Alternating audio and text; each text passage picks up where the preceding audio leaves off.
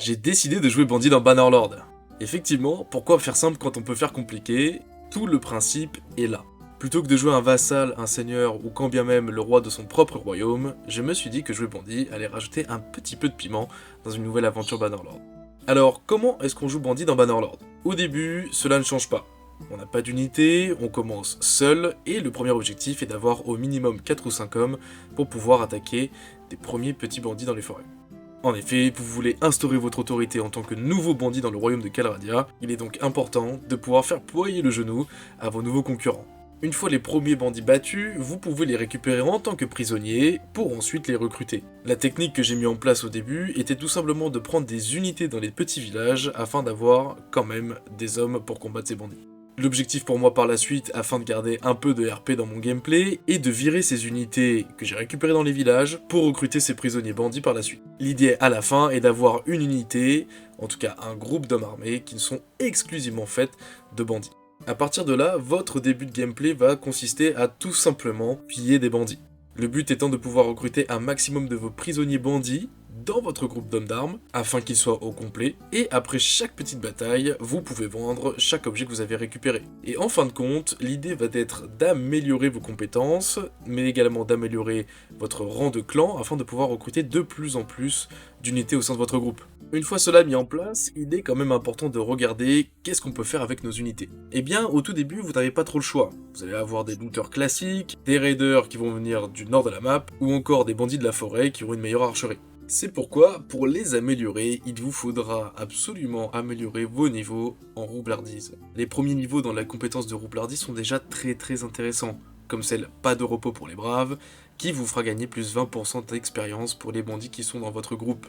Toutes ces compétences-là vous serviront à jouer votre gameplay bandit. Il a été pensé et fait par les développeurs pour jouer ce type de jeu dans Bannerlord. Alors, si on fait un peu le tour de ce qu'on a fait depuis le début, piller des bandits, ça c'est fait, des caches de bandits également, recruter, les faire gagner en expérience, en faire de meilleures troupes, améliorer son niveau de clan, on a quand même quelque chose de déjà pas mal. Une fois ces choses-là faites, la dernière chose vers laquelle on peut se tourner est la recherche de nouveaux compagnons pour mettre en place des camps de bandits. Une fois entré dans une ville avec vos compagnons, l'idée est de trouver des ruelles dans lesquelles se cachent des bandits.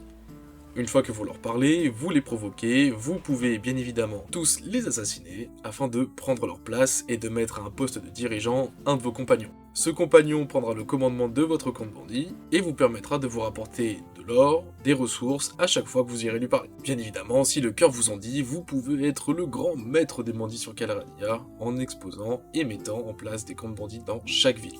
Bien évidemment, une fois tout ça mis en place, le gameplay s'essouffle et vous arrivez un peu à la fin de ce que vous pouvez faire en tant que bandit. L'intérêt de ce gameplay se joue essentiellement au début, avec beaucoup de pillage, que ce soit encore une fois des petits villages, des bandits, de simples fermiers ou encore des caravanes, sans oublier bien évidemment l'entretien de vos campements de bandits. Commençons avec le premier mode qui est le mode fourberie, qui vous permettra d'organiser des assassinats, de faire échapper des prisonniers ou de vous échapper plus facilement, de commettre des petits larcins plus ou moins grands, bien évidemment, avec du pickpocket, du rackettage, enfin bref. On reste des bandits quand même, avant tout, et une chambre qui sera située quelque part sur la map, c'est vous qui décidez, afin de pouvoir orchestrer tous vos coups en douce. Le deuxième mode, lui, est tout autre. Le mode c'est Homestead, ou propriété en français, et ce mode vous permettra d'établir des colonies n'importe où sur la map. Vous pouvez bien évidemment les récupérer, les déplacer, et en faire un peu ce que vous voulez. Au niveau réalisme, grâce à ces deux modes, on est sur quelque chose de beaucoup plus poussé sur un gameplay bandit dans Bannerlord.